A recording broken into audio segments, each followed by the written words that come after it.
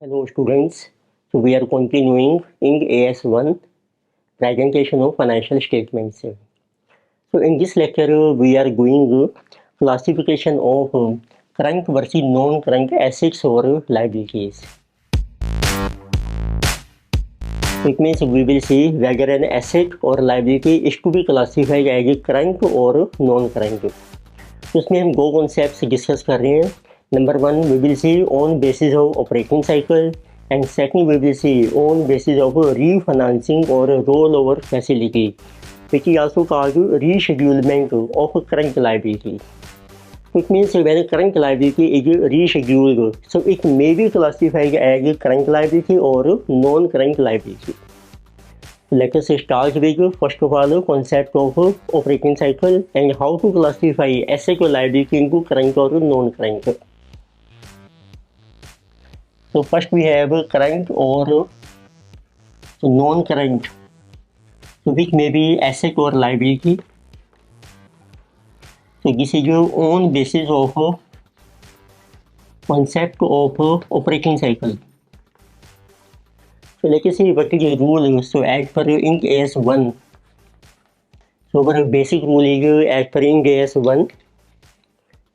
So when a asset or liability so is realized, तो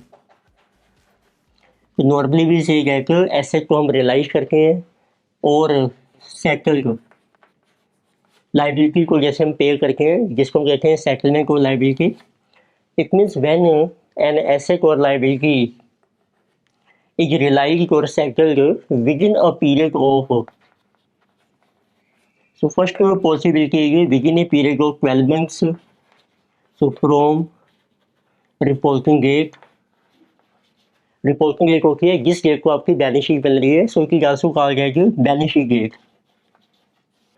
So it means if asset or liability is realized or settled within a period of 12 months, or second possibility is within a period of operating cycle, so of a firm, and we take out of these two periods whichever is higher.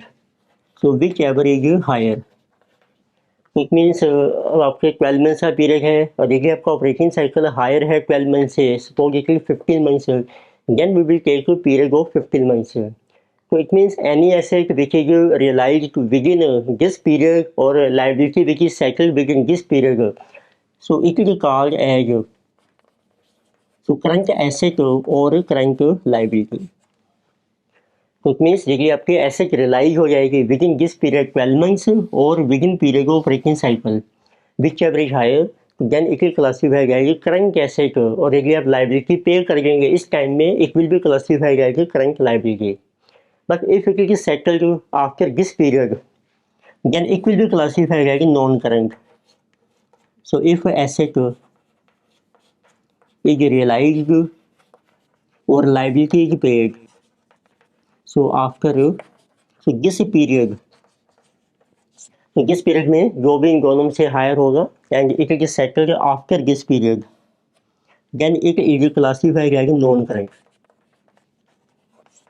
Means उस case में जो asset है वो आपकी classify हो जाएगी non current asset और liability classify हो जाएगी नॉन करंट लाइबिलिटी. तो अब देखते हैं कि ऑपरेटिंग साइकिल आपका कैसे डिटरमिन होता है फॉर ए फर्म. तो let us see what is operating cycle.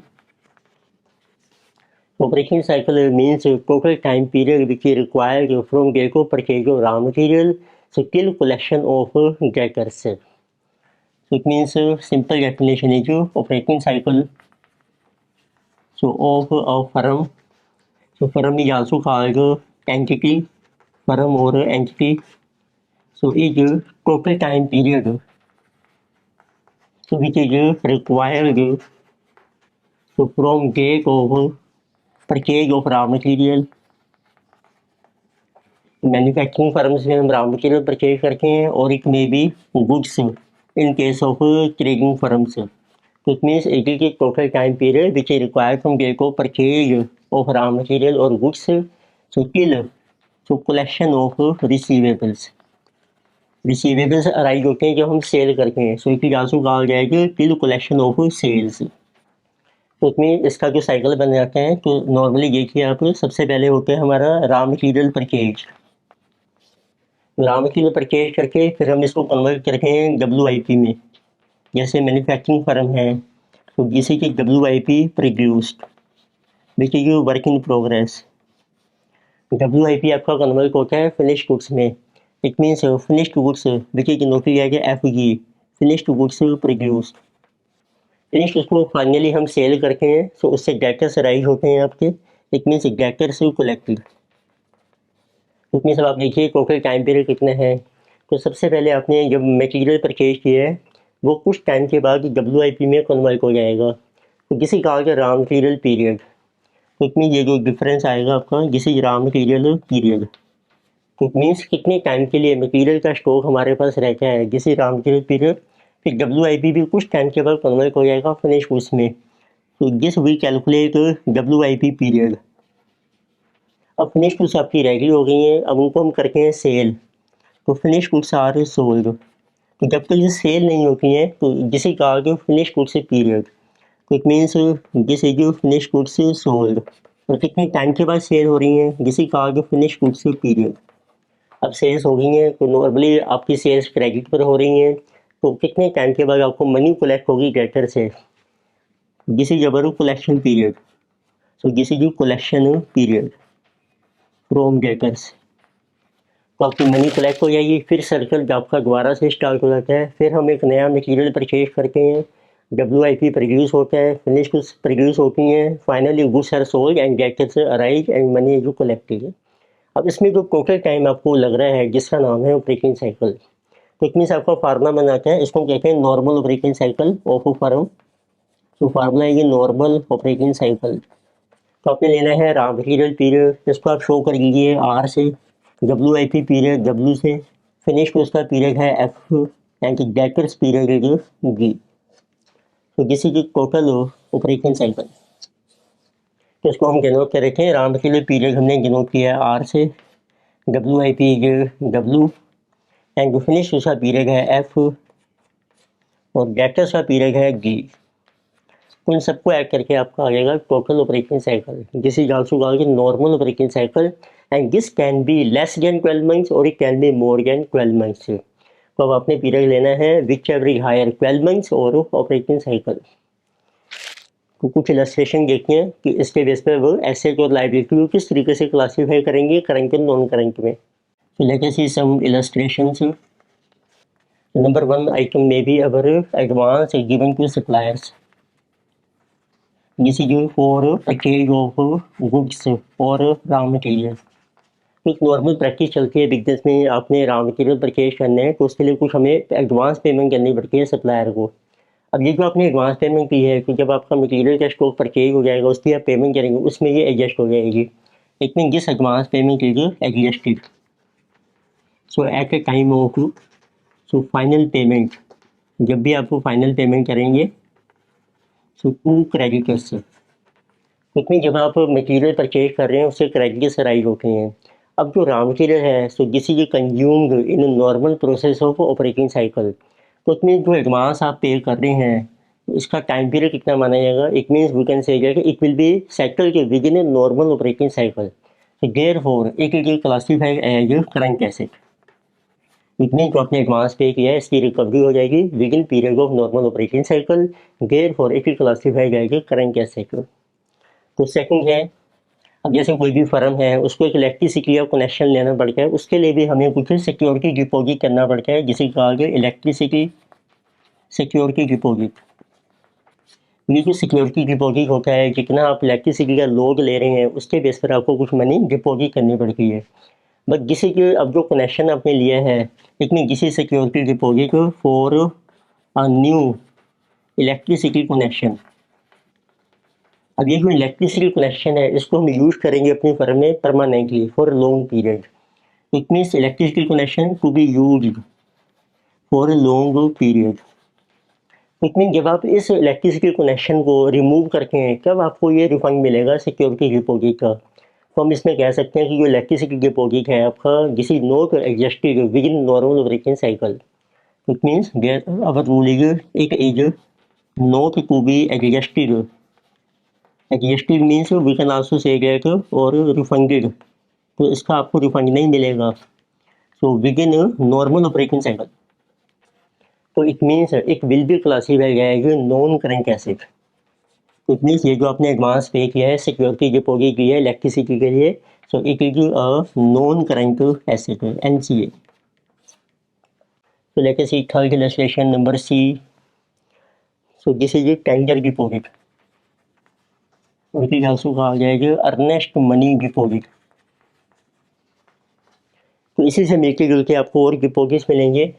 Number B we can say कि this is GST, so paid under dispute. So another one is income tax receivable. It means कई बार होता है कि आपको जैसे tender से आप इनवाइट करती है कंपनी, तो उसके लिए आप बिग अप्लाई कर रहे हैं, तो उसके लिए हमें कुछ मनी डिपॉजिट करनी पड़ती है। It means so when so we want to purchase goods so through auction bid, जिसको सिंपली बिग भी कहते हैं, थ्रू बिड्स, यानी वी हैव टू पे सम एडवांस डिपॉजिट, जिसका नाम है टेंडर डिपॉजिट। तो अब ये आपकी करंट मानी जाएगी या नॉन करंट, वो देखते हैं। ऐसे आपने जीएसटी पे कर की है और वो डिस्प्यूट चल रहा है, तो इसकी भी सेटलमेंट होगी फ्यूचर में। तो ये जो अमाउंट आपने पे किया है, क्या ये करंट है या नॉन करंट, कितने टाइम में सेटलमेंट होगी, आपका इनकम टैक्स रिसीवेबल है, इनकम टैक्स आपने एडवांस में ज़्यादा पे कर लिया है या कोई डिस्प्यूट हो गया है, and it has become receivable. जैसे कई बार होता है कि आपका डिस्प्यूट सेटल हो गया है, डिस्प्यूट सेटल, और जो कोर्ट है उसने आपके फेवर में डिसीजन भी दे दिया है, पर अभी आपको अमाउंट रिसीव होना है। तो उन सभी केसेस में डिपेंड करता है, आप ये देखो कितने टाइम में आपको रियलाइजेशन होगी। So if is expected to be settled, so within a period of 12 months और period of operating cycle, which ever is higher, दोनों में से जो भी हायर है, फिर तो आपने इसको एज्यूम कर लेना है कि इट इज करंट एसेट, यानी it is current asset. But ये भी आपको लगता है कि इसकी जो सेटलमेंट होगी it will be this is within period of 12 months और ऑपरेटिंग, यानी कि current. But if it is settled, so after this period then it is classified as non current asset. It means आपको mention किया हुआ question में कितने time तक आपकी सेटलमेंट हो सकती है, उसके अकॉर्डिंगली आप इसको क्लासीफाई कर सकते हैं करंट एसेट और non current asset. So another item is number F, this is derivative. So assets और लायबिलिटीज, डेरिवेटिव्स होते हैं फॉरवर्ड एंड फ्यूचर कॉन्ट्रैक्ट्स, जिसमें आपको कुछ इनिशियल मार्जिन मनी पे करनी पड़ती है, उसकी सेटलमेंट होगी। अब ये आपकी कितनी टाइम में सेटलमेंट होगी ये भी डिपेंड करता है।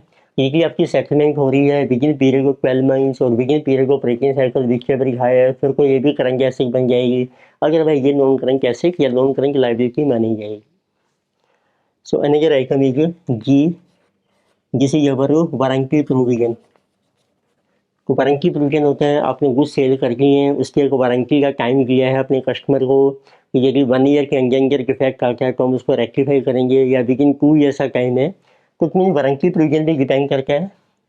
If it is up to our 12 months और पीरियड ऑफ ऑपरेटिंग साइकिल, तो वारंटी प्रोविजन में आपको कुछ अमाउंट पे करना पड़ता है, अमाउंट एक्सपेंस करना पड़ेगा, so it will be created current liability, ये आपकी लायबिलिटी है।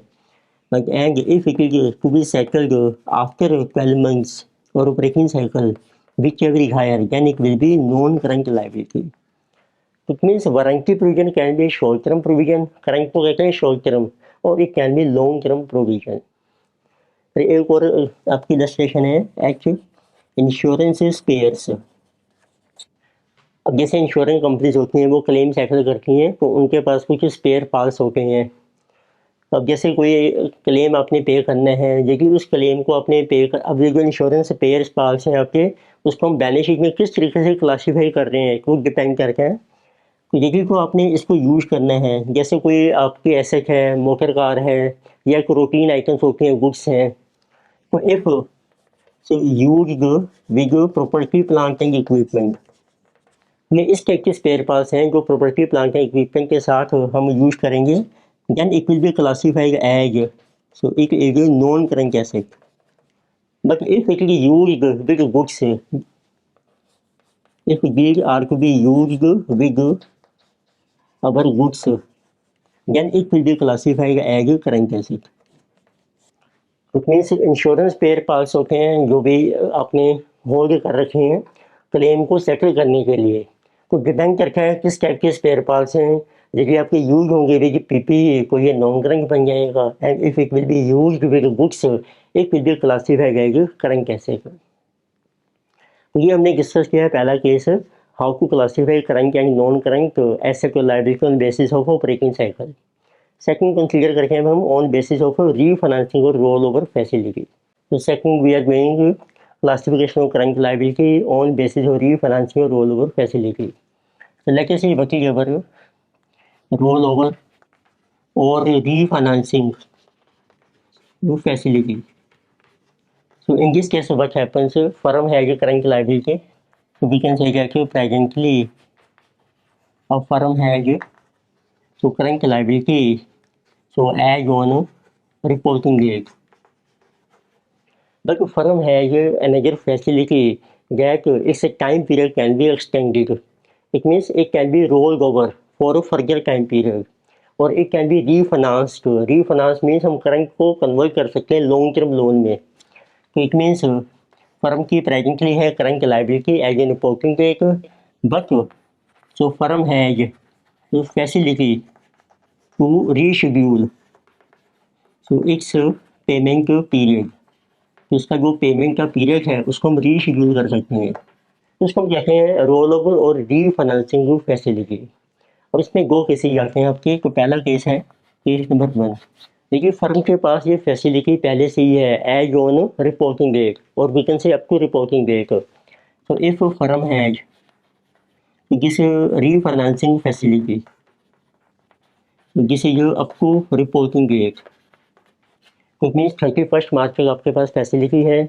अब आपने इसको रिन्यू कर लिया है and this is renewed and this has been renewed so for a period which is greater than 12 months after reporting date।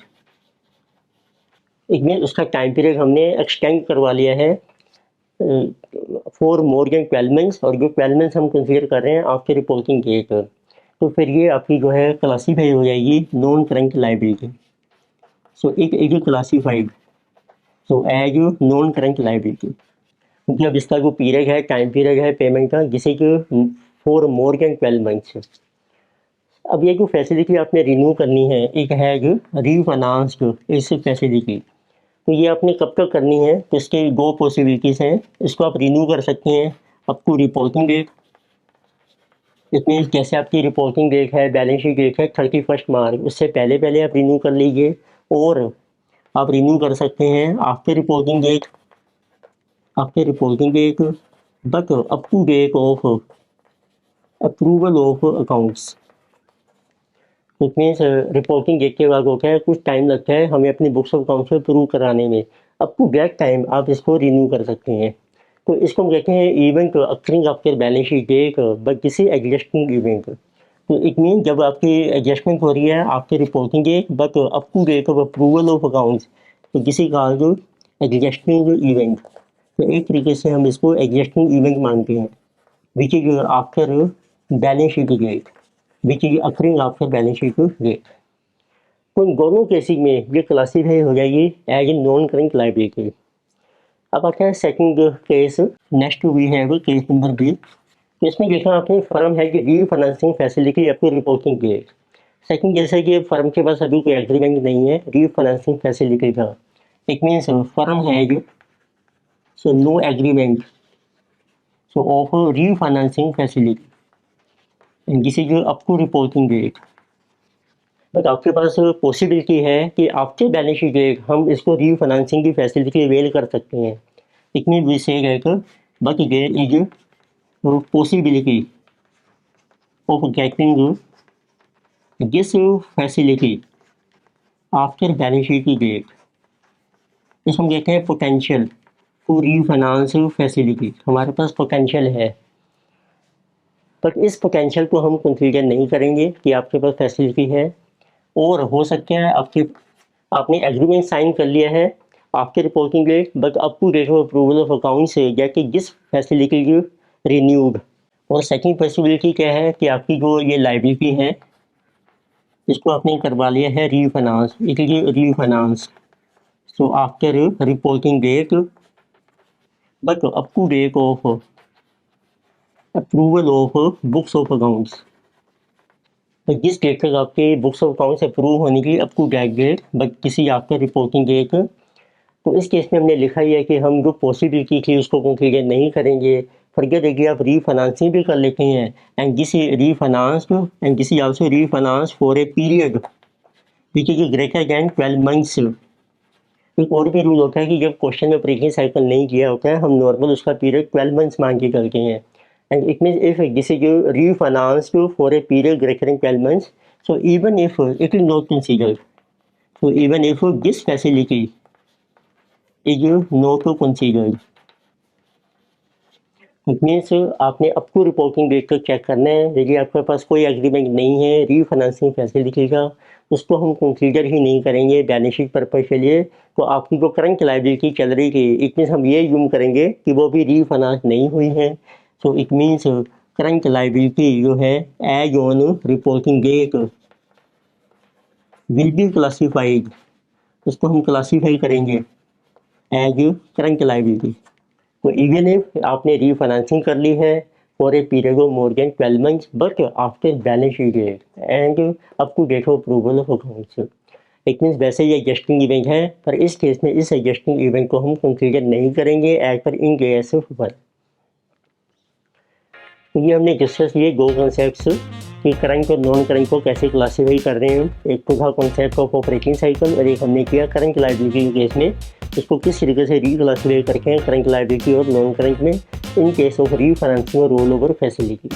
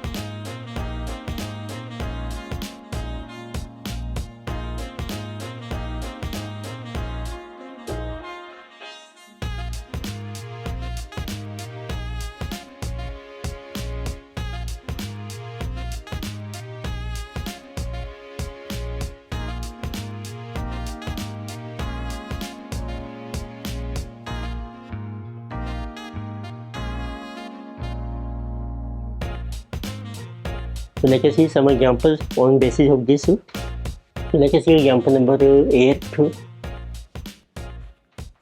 उसमें देखिए आपको मेंशन किया है A limited normally collects receivables by 6 months an amount of ₹2 lakhs is due from B for 10 months. Its operating cycle cannot be identified. So should the receivable be treated as non-current asset? तो देखो आपको ये mention किया है कि जो receivable से हम मनी कलेक्ट कर रहे हैं उसका जो नॉर्मल कलेक्शन पीरियड है वो आपका है 6 मंथ्स का। बट इस केस में इस करंट ईयर में amount of ₹2 lakhs is due from B limited for 10 months. पर अब एक डेटर से उनका जो पीरियड है इट मीन्स अमाउंट ड्यू तो फ्रॉम डेटर से अब इसका पीरियड हो गया है मोर देन 10 मंथ्स, 10 महीने से भी ज़्यादा हो गए हैं, उसने मनी पे नहीं की। पर हमारा जो नॉर्मल कलेक्शन पीरियड है वो है 6 मंथ से। तो अब ये कह रहे हैं कि इसको हमें नॉन करंट क्लासीफाई कर देना चाहिए क्योंकि ये विदिन हमारे नॉर्मल पीरियड में रियलाइज नहीं हो रही हैं। और जो ऑपरेटिंग साइकिल कितने हैं फर्म का वो हमें मेंशन नहीं किया है, operating cycle is not given. तो हमने आंसर देना है कि जब वो क्वेश्चन साइलेंट होता है बाकी ऑपरेटिंग साइकिल तो उसको हम एज्यूम करके मैक्सिमम 12 मंथ्स। तो it means operating cycle so will be assumed a period of 12 months। तो 12 मंथ्स का पीरियड माना जाएगा ऑपरेटिंग साइकिल का। अब इस एग्जांपल में अब अमाउंट आपका ड्यू हुआ है अभी 10 मंथ्स के लिए, So it means it will be classified as current asset. So therefore amount due from debtors which is B limited and this is for a period of 10 months. अभी जो 10 months का period है आपका, this is within period of operating cycle, so therefore it will be classified as current asset because it will be settled or it will be realized within a period of 12 months which is our operating cycle. Next लेके से example number 9, इसमें देखिए आपको data mention किया है. Accounting of AB Limited observed as on 31st March 2022 that an item of trade payable is outstanding for last 15 months which is much longer than the average payment period of 6 months followed by the company.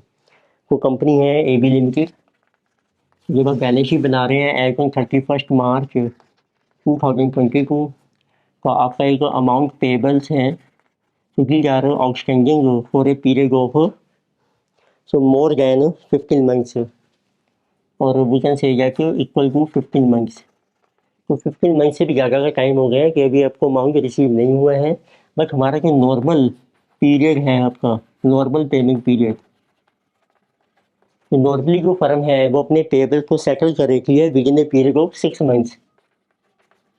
Normal payment period is given को भी 6 months, but it is given that accountant is confused whether or not to classify this item as a non-current so liability and the finance manager of the company has worked out operating cycle of the entity to be 16 months. अब आपको ये mention किया है कि जो operating cycle है आपका of firm is 16 months. So we have to see whether these payables which are due for 15 months and which is more than normal payment period of 6 months, it is to be classified as a current liability or non-current liability. So our answer will be, since payables are outstanding for 15 months, which is within a period of operating cycle of 16 months, it means you can write that. So period of payables, so is 15 months, which is less than period of operating cycle of 16 months. So it means payables are to be settled within a period of operating cycle. So therefore, it will be classified as current liability. It means जो भी asset या liability आपकी settle हो जाएगी within period of operating cycle और within period of 12 month which ever is higher, तो उसमें 16 months का जो पीरियड है ये हायर है, तो that will be classified as current asset और current liability. So next let us see example number 10.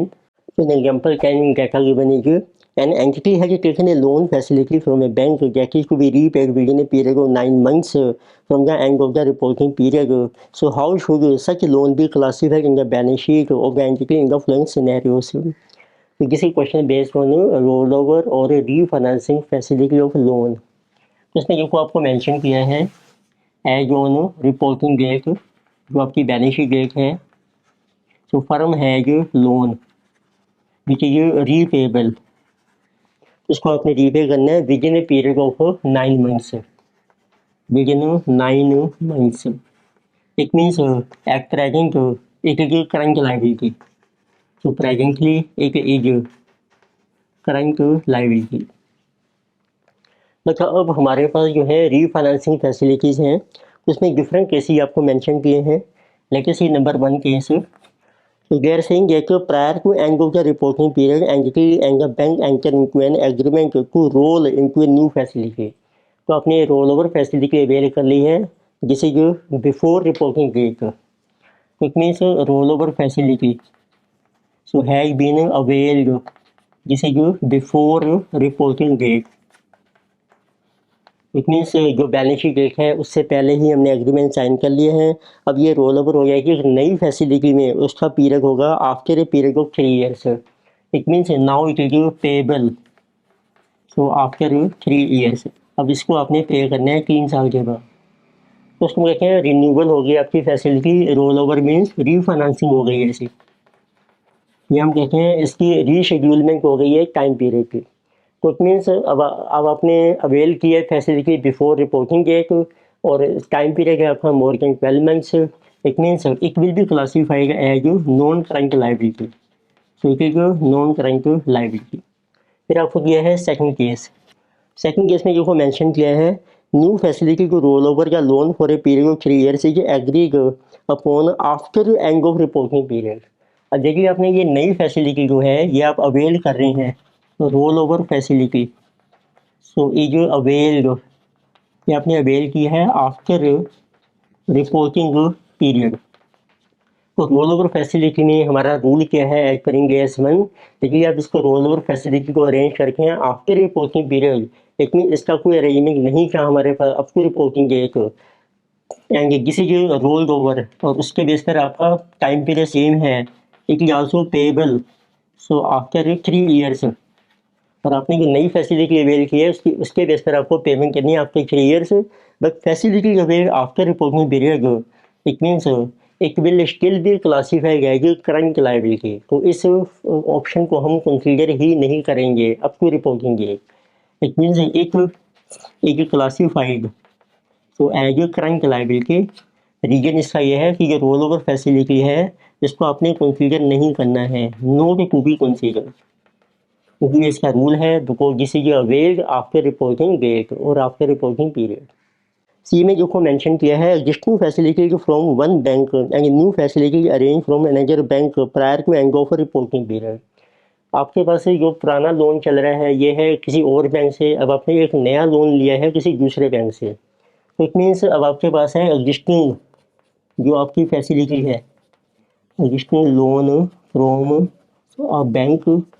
अब जब आप इसको रोल ओवर करवा रहे हैं वो फैसिलिटी हम अवेल कर रहे हैं किसी दूसरे बैंक से, it means roll over facility ये आपने अवेल कर ली है फ्रॉम अ न्यू बैंक। तो इस केस में जो पुरानी फैसिलिटी थी अब वो कन्वर्ट नहीं हो रही है आपकी नई फैसिलिटी में, क्योंकि बैंक आपका चेंज हो गया है।